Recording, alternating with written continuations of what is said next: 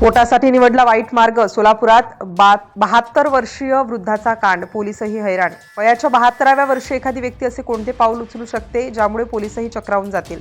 सोलापूर शहरात गेल्या काही दिवसांपासून एक रहस्यमय प्रकार सुरू होता. रोज कुठे ना कुठे काही ना काही नवीन तक्रार समोर येत होती.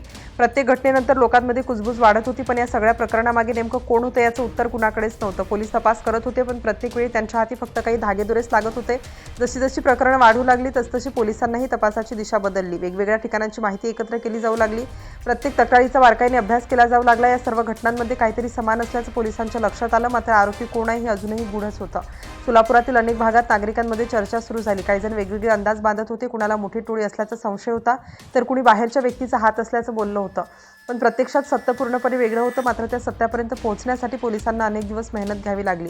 तपास जसा जसा पुढे जात होता तसतसे काही महत्त्वाचे धागेदोरे समोर येऊ लागले. पोलिसांनी अनेक ठिकाणांवरील माहिती तपासली. काही संशयितांची चौकशी करण्यात आली. पण प्रत्येक वेळी तपास पुन्हा पहिल्या टप्प्यावर येऊन थांबत होता. त्यामुळे हे प्रकरण पोलिसांसाठी मोठं आव्हान बनलं. अखेर एका छोट्याशा धाग्याने संपूर्ण तपासाला नवं वळण मिळालं. पोलिसांनी एका व्यक्तीवर गुप्तपणे लक्ष ठेवायला सुरुवात केली. बाहेरून पाहिलं तर ती व्यक्ती अगदी साधी वाटत होती. तिच्याकडे पाहून कुणालाही संशय येणार नव्हता. पण तपासातील काही बाबी वारंवार त्याच व्यक्तीकडे बोट दाखवत होत्या.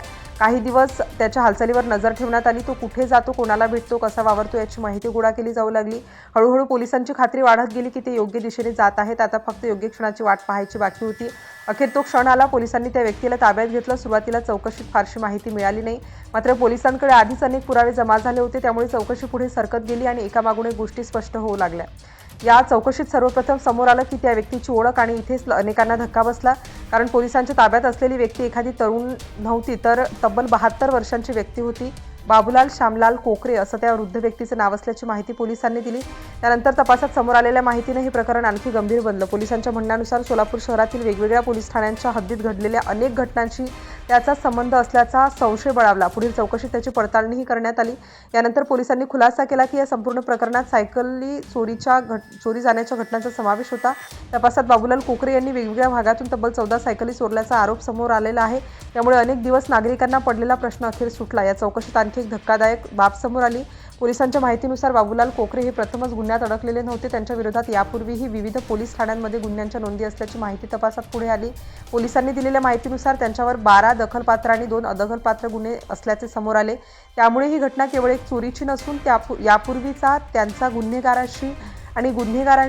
गुन्हेगारीशी असलेला संबंधही स्पष्ट झालाय. पुढे चौकशीत पोलिसांनी या कृत्यामागचं कारण जाणून घेण्याचा प्रयत्न केला. अनेकांना वाटलं होतं की यामागे मोठा आर्थिक डाव किंवा टोळी असावी. मात्र तपासात समोर आलेलं कारण वेगळंच होतं. पोलिसांच्या म्हणण्यानुसार बाबूलाल कोकरे यांनी पोटाची खळगी भरण्यासाठी आणि उदरनिर्वाह करण्यासाठी हे कृत्य केल्याचं सांगितलं. मात्र यासोबतच त्यांच्या विरोधातील आधीच्या गुन्ह्यांच्या नोंदीही पोलिसांनी समोर आणल्या आहेत. त्यामुळे या प्रकरणाचा तपास आणि कायदेशीर प्रक्रिया सुरू आहे. या घटनेने पुन्हा एकदा हे दाखवून दिलं की एखाद्या व्यक्तीचं वय पाहून तिच्याबद्दल निष्कर्ष काढता येत नाही. अनेक दिवस पोलिसांना गुंगारा देणाऱ्या या प्रकरणाचा अखेर उलगडा झाला. आता पुढील तपास सुरू असून संबंधित प्रकरणात कायदेशीर कारवाई केली जात आहे.